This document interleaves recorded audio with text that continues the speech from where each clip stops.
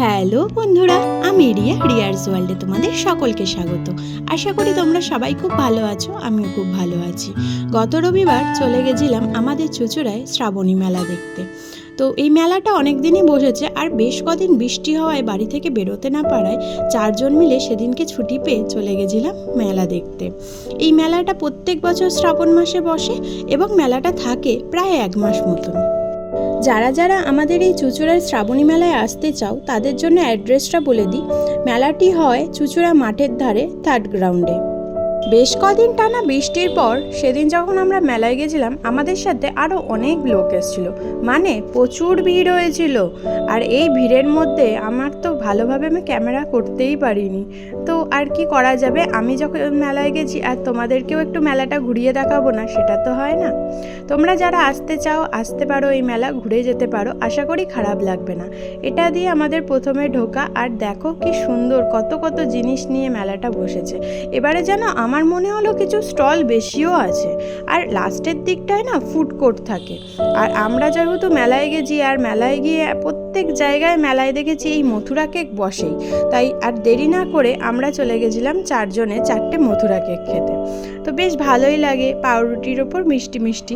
ওই মথুরা কেক খেয়ে প্ল্যান করছিলাম নাগরদোল্লা চাপা হবে না এই ডিস্কো চাপা হবে। তারপর ঠিক হলো কোনোটাই চাপার দরকার নেই, যথেষ্ট বড় হয়ে গেছি, এইসব চেপে 50-70 টাকা খরচা না করে বরঞ্চ পেট পুড়ে খাওয়া ভালো। তাই পাশেই একান্ত আপনের স্টল থেকে নিয়ে নিলাম আমরা মাছের কচুরি।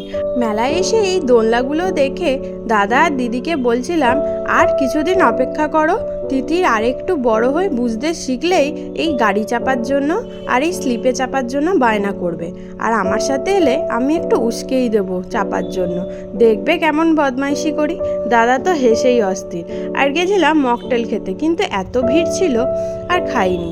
আর এই যে দোকানটা, এটা রাজস্থানী দোকান, জানো, অনেক জিনিস নিয়ে এসছে ওরা, খুব সুন্দর সুন্দর। আর এই কাঠের ফার্নিচারগুলো তো দেখতে বেশ সুন্দরই লাগে।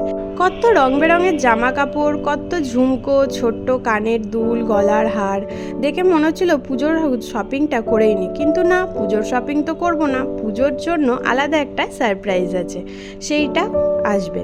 তো এই করতে করতেই মেলা থেকে বেরিয়ে গেলাম। আর মেলা থেকে বেরিয়ে এই গোলাটা খেতে আমাদের খুব ভালো লাগে, তাই অরেঞ্জ খাট্টা মিঠা আর একটা কাঁচা আমের গোলার অর্ডার দিয়েছিলাম আমরা। আর এন্ডিংয়ের পর দেখা যাচ্ছে এ তো পুরো ইন্ডিয়ান ফ্ল্যাগ হয়ে গেল, অরেঞ্জ, হোয়াইট আর গ্রিন হয়ে গেছে। সেই নিয়ে আমরা একটু মজাও করছিলাম। আর এই গোলা খেয়েই চললাম আস্তে আস্তে বাড়ির পথে, অনেকটা রাত হয়ে গেছে। তোমাদের যদি আমার ভিডিও ভালো লাগে তাহলে প্লিজ ভিডিওটা লাইক কমেন্ট শেয়ার করে দিও, আর সাবস্ক্রাইব করতে ভুলো না কিন্তু। দেখা হবে নেক্সট কোনো একটা মিষ্টি ব্লগে। টাটা।